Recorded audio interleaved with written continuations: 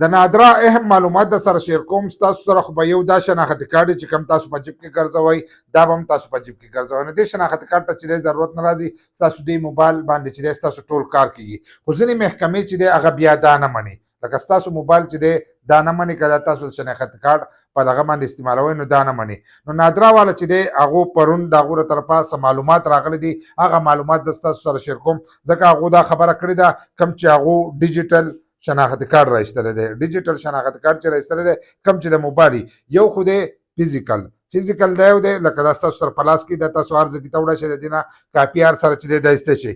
یو ستاسو موبایل چې دی دا ستاسو شناختی کارت که دا ستاسو نه په کور کې پاتې شي دا تاسو ښوی شئ. خو اکثر به تاسو دغه ډیجیټل کوم کسانو چې جوړ کړی ځینې به نه یې جوړ کړی به د دې نه نه خبر، نو په دې باندې زمونږ ویډیو شته چې تاسو خپل ځانه ډیجیټل کارت چې دی دا به څنګه جوړوئ. لکه ستاسو به دې کارت ته ضرورت نه وي، دا موبایل چې تاسو کوم ځای کې ښئ نو دا به ستاسو د شناختی کارت په ځای باندې چې دی کار به کوي. نو لازم دغه لاول خو ډیجیټل کارت چې دی دا ځان له جوړ کړئ، ځکه که دا ستاسو نه پاتې شي نو ستاسو سره به دا وي نو ډایرکټ د موبایل نه چې دی تاسو خپل کار کولی شئ. نو که ډیجیټل کارت ستاسو سره وي نو که تاسو به پولیس ته وښولو نو اکثر به پولیس وایي چې دا کار نه کوي، یا به یې په یو دفتر کې وښولو دفتر والا چې دا به کار نه کوي، لکه دا به کار نه کوي. دغه شان پاسپورټ والا مخکې ورځو کې دا هم ویلو چې هغوی ډیجیټل کارت چې دی دا زموږ سره نه چلیږي. نو هغو چې دی هغو پسې اوس بیان ورکړی دی، هغه وایي چې هره محکمه چې په پاکستان کې چې هره محکمه نادرا والا ویلي دي چې هغه به ډیجیټل کارت چې دی دا به مني. لکه په موبایل کې چې کم ستاسو کارت دی ډیجیټل، که ستاسو سره دا کارت نه نو دا کارت چې دی دا به ورته تاسو ښیئ او دا کارت به چلیږي.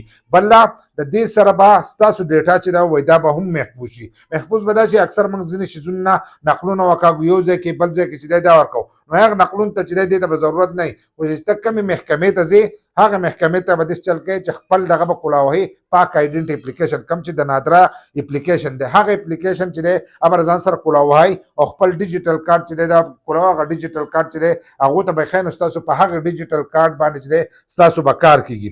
تاسو سره چې کوم ډیجیټل کارت دی په هغې باندې به کار کېږي.